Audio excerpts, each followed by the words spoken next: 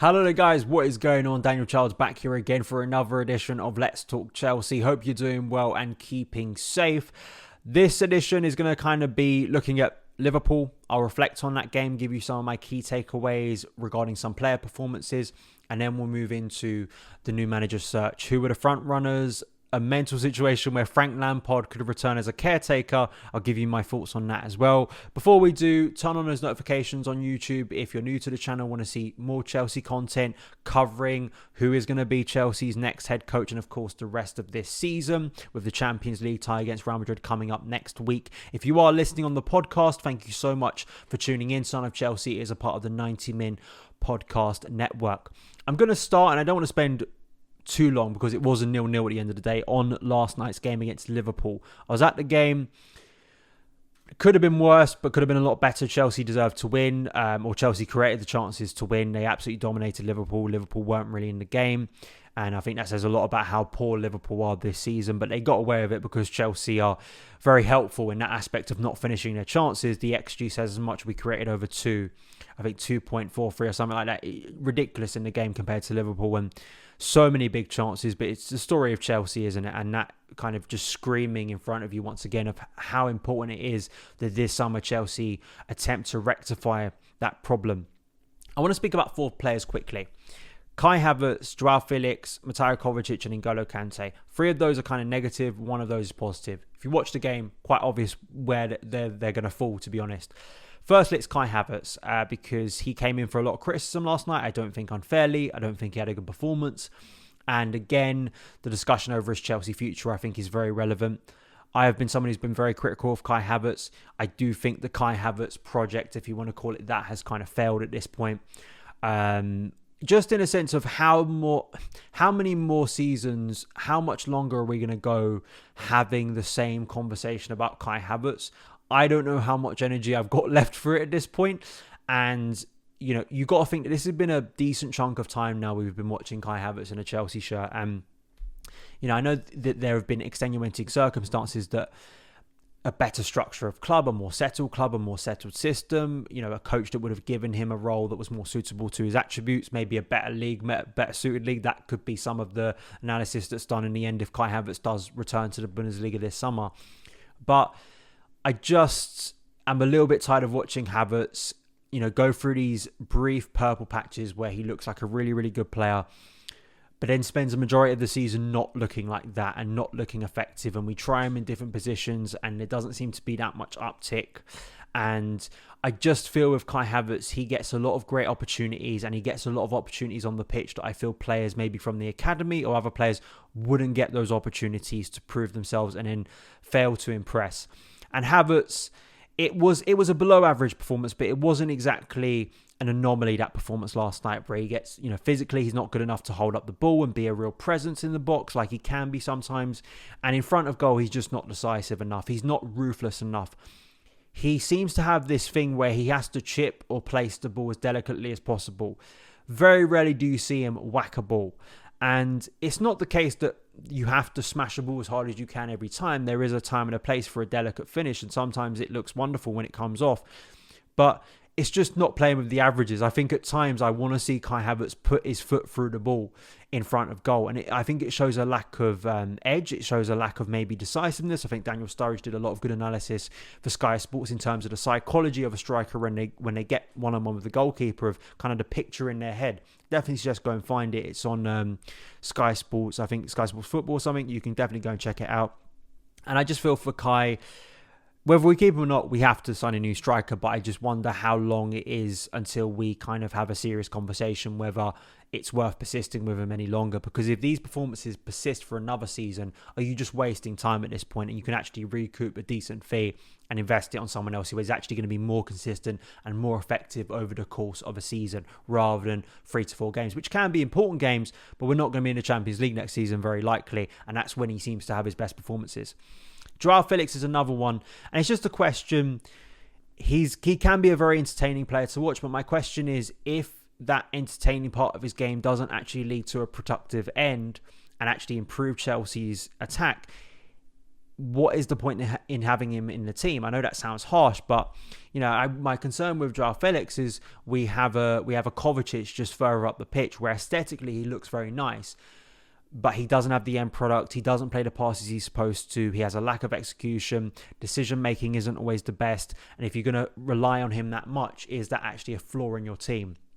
That's the question I want to pose. I just think I'm leaning more and more that I just don't think it's worth the investment, the heavy investment that's required to keep Joao Felix when you have Christopher and Nkunku coming in, when you're potentially keeping Kai Havertz, when I think you should be keeping Mason Mount, who I think over the last 3 years has proved an effective player for Chelsea. Felix, for always nice flicks and tricks, and as I say, he has some nice dazzling moments that makes the crowd excited, and to be fair, we haven't had a lot of that. But if you're not adding the effectiveness at the end, aesthetics versus effectiveness, I'm going for effectiveness 10 out of 10 times. Kovacic, I just think it's probably time to cut ties with him as well. That's not to say he hasn't been a valuable squad member, but again, how much more are we getting out of him? I think that's the big question. But the positive is N'Golo Kante. I just, please keep Kante fit. Please, can the football gods give us one full season or at least most of that next year with Kante? If he stays fit, and you saw it last night, transformative player. And I've never said he's not, and I've never said that there's no reality where he could give you certain performances like that if he stays fit. It's just, if he stays fit and doesn't break down, the potential is there for a special run of performances again that could be transformative for the next head coach. It really could. Let's go into the next manager, the search. Matt Law's piece today, Luis Enrique flies in for Chelsea talks, but Frank Lampard could be a caretaker option.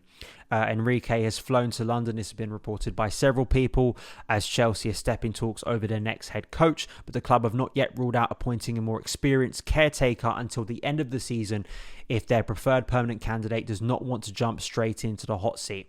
That could open the door for the possibility of Chelsea legend Frank Lampard being offered a shock return to take charge of the team until the end of the season. But sources are adamant that scenario is simply a consideration at this stage. Lampard was sat behind Paul Winstanley and Lawrence Stewart at Stamford Bridge and Hyperbole on Tuesday night against Liverpool, which of course prompted speculation. But apparently Chelsea are in contact with Enrique and Julian Nagelsmann, who are rated as early favourites for the full-time post, but will try to hold talks with up to 5 candidates, including Mauricio Pochettino. There's a lot to say here. I think on the first part, in terms of the leading candidates, I said the other day that Pochettino would be my preferred choice. He still is. I feel it just ticks a lot of boxes, and it's about sort of that structure and why I think that just whoever we get, it should be about appointing a head coach that fits what Chelsea are trying to do as a club. Not just, let's just get a maverick in to rip everything up and bend to their will, and then in 2 to 3 years when they inevitably leave the club, it blows up in our face, collateral damage. That's my concern at the moment. I feel a lot of people, because things have been so bad, are kind of leaning in, we need this messiah, saviour figure to come in. And there is a lot about that is kind of wrapped up with media and the way we cover head coaches. They are very important. I'm not going to sit here and tell you that head coaches don't matter and they don't change the course of clubs' success or failure. But at the same time, this coach needs to fit into what Chelsea are trying to do. So I think that having someone who is amenable to that, is open, they're going to have to collaborate, and it's not going to be a dictatorship. That's why a guy like Antonio Conte is a complete no-no for many clubs at this point, because he isn't like that, and it's going to blow up in your face quite quickly. Luis Enrique, I think he clearly has a good track record, and he clearly is someone is rated highly. You look at the success, particularly he had at Barcelona, where he worked with an amazing group of players, particularly an amazing front three. I think for context, it is fair to point out that he had Messi, Neymar and Suarez for a period when they were electric, but he did help win the Champions League in 2015, and they scored some bundles of goals with that attack. But I have to say, it was an astonishing attack for a period of time. Neymar probably was at the peak of his career at that point. Messi is Messi, and Suarez as well was still at the peak of his career. There was other players involved in that too, Barcelona, but that was a very good Barcelona team. You could probably argue the best one since Pep left, actually, which is some hype I think for Enrique, but there's been a lot of problems at Barcelona. So credit to him. I think he's done some good work with Spain, but he hasn't coached a club since 2017 when he left Barcelona. That is a large chunk of time to be out of club football. And you think about what's happened since then. That is, in Chelsea years, that's a long period of time. And that is my one concern. International football is very different to club football. And there has been problems with him. How long would he stay at a club? His kind of interest in staying in the game that long, the intensity of the game, some of off the field issues that, personally have a lot of sympathy for. I think these are things you have to take into consideration if the club are looking at someone for the long term. That doesn't mean he should be completely ruled out. And this is a guy who has worked with big egos, big superstars, and can play an attractive brand of football. If you look at his career pre-Barcelona, it's not the most amazing, but he did do some decent work with limited resources. So it's no surprise that Enrique would come up into the conversation in this point. I just personally don't think, compared to, say, Julian Nagelsmann and also Mauricio Pochettino, for me personally, those two come above. I think with Nagelsmann, my concern is maybe character and falling out of players, and particularly when you're walking into a Chelsea situation, it is a bit chaotic with a huge squad, at least to start with. If you're going by the assumption he turns up in the summer, you're still having to trim down that squad, and given the fact that it did go wrong at Bayern. Even if I'm a fan and more positive about Nagelsmann, you have to bring that into the conversation. What I would say in response to that, on a general note, I think you're going to find it very difficult at this level, at any level, to find a coach who hasn't lost the dressing room, hasn't fallen out with some players, hasn't had things within there. The perfect Chelsea head coach, or the perfect just coach in general, is very hard to find. Unless you are going to somehow appoint Pep Guardiola, unless you are going to reincarnate Jose Mourinho and bring him from 2004 into this game, I think you're struggling. I really do. I think you are struggling. If any sign of like discontent and problems with a coach in the past is kind of just, it puts you off, then you are limiting yourself drastically on that front. And I don't think because it didn't work perfectly for Nagelsmann at Bayern, that means that he should be ruled out. And that doesn't mean that his ideas won't work at Chelsea. I would say that it's just about having that structure above whoever you appoint, that you do accept that maybe in 2 to 3 years it will run stale, it will become combustible, maybe it will become a situation where, say, a Nagelsmann does fall out with people and then you have to make a change. It's about getting to that point and having the safety net behind that it means that you just change head coach and the transition is pretty smooth. That's my big concern, is that Nagelsmann or Enrique comes in and we treat them like the Messiah figure and we bend everything to their will. That is not the way I think a smart modern club should be run, particularly one with Chelsea and everything they're trying to exude to the public at the moment of being a club who want to look at data, want to have a proper football structure of expertise above the head coach. When you're bringing in people like Winstanley, Lawrence Stewart, Weigl, that's important.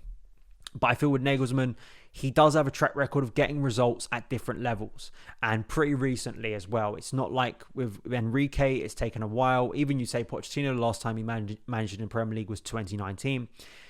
Nagelsmann, the one kind of, I guess, red flag is that we only have a sample size in the Bundesliga. That's not to say nothing can transition from the Bundesliga, but it is a very different league, obviously, and we've seen that in terms of players moving from the Bundesliga to the Premier League and the adaptation of that.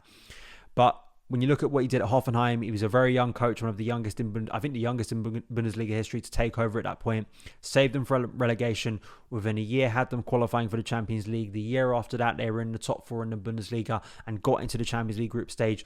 When he went to RB Leipzig, he got them to the Champions League semi-final, something they have not done since. And I think his second season, they were second or third, which was an incredible season for them. And then, of course, he moves on to Bayern Munich and last season wins the Bundesliga. We won't know now if he would have won it a second year in a row. Clearly, there were fallouts with key figures within the dressing room, senior figures within the dressing room. And I guess my point of view is if Chelsea are looking to take out some of those older figures in the dressing room right now, the kind of players you think are past their best or ones that are going to be moved on in the summer, I think that's important. And then you have a young core that you work with. That's who Chelsea are investing in. That is who the ownership are trying to buy in the transfer window. I know there's a lot of people who are kind of going, we need big egos, we need a coach who's going to deal with big egos. Obviously, that's important at a big club and man management. I think Nagelsmann said as much, coaching is about 30% tactics and 70% social competence. That is absolutely true. But I also do think that it's a very different dressing room, maybe to Bayern, to Real Madrid, and also to an old Chelsea team. if you have a young core and you're sticking with that young core, and as I say, if it fits into the division above, I think Nagelsmann ticks a lot of boxes because he's also worked with people within the current structure. You don't kind of want a friends, union where we're only bringing in people we know. I think that's dangerous. But at the same time, there would hopefully be an ease transition there. And I also think Nagelsmann has got the weight of personality. I think Enrique absolutely could too. If you look at his career, he has inspired great things. To win a Champions League is a huge thing, and Barcelona haven't done it since. So listen, I think there are pros and cons to whoever we speak about. Pochettino, in the Premier League didn't win a trophy with Spurs. There's a feeling that maybe to him, his ideas maybe aren't as progressive as maybe some others we could choose. There are riskier options out there. If you're bringing in a Spalletti from Napoli, are you going to run into the problems you've had with, say, Maurizio Sarri? You're bringing in a culture shift again. That in itself is a big problem, which is why when I was doing my reaction to Graham Potter being sacked, I think you need to have someone who's had big club experience somewhere. I really do. Unless they are a force of character, kind of a massive character who can deal with that and they're just waiting for that big club. I do feel that Pochettino, Nagelsmann and Enrique probably are the top three because they all have that experience in some way. So that, for me, makes them the top three. They really are. I just want to end speaking about Frank because it would be the craziest end to this season if Frank took over and would get a Champions League quarterfinal against Real Madrid. It would be lovely. Listen, I'm not going to sit here and tell you my blinkered kind of love for Frank Lampard. He's never going to dwindle. And maybe in a kind of symbolic way, it would be nice that he would finally get his proper send-off by Chelsea fans inside Stamford Bridge because he didn't get it as a player and he didn't get it as a head coach because he was sacked during the lockdown phase when fans weren't allowed in the stadium. So, of course, it would rally all of us behind him as supporters. You could kind of sell it as, listen, what is there left to lose in this season? Chelsea are now, a point away from 40. There's no kind of relegation trouble. Let's go for the Champions League.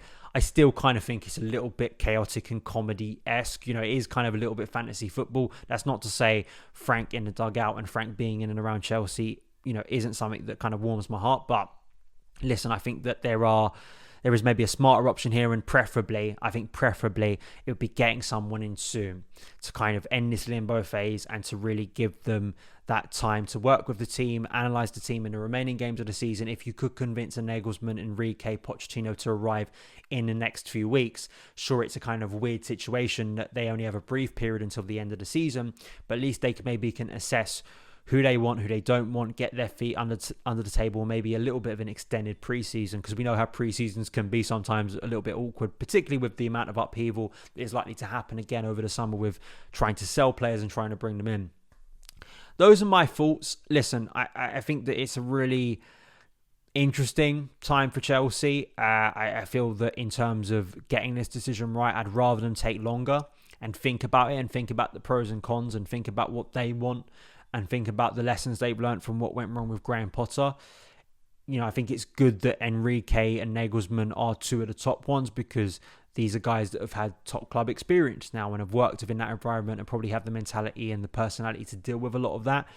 But there are pros and cons to everyone. We could sit here and I think it just comes down to personal preference. Out of Enrique and Nagelsmann, I prefer Nagelsmann more so, in all honesty, because I've tracked his career for a longer period of time. I enjoy some of the football he's produced. I enjoy some of the ideas he has. That doesn't mean to say I like everything about him. And, as with any coach, particularly at Chelsea, historically, it doesn't last very long. So, listen, I think it's all personal preference. And we will see how it goes. I mean, none of us are in control over who gets it. We're just giving opinions at this point. You can follow me on Twitter at SonOfChelsea. Hope you guys have enjoyed this show. And I will see you again very soon. All the best.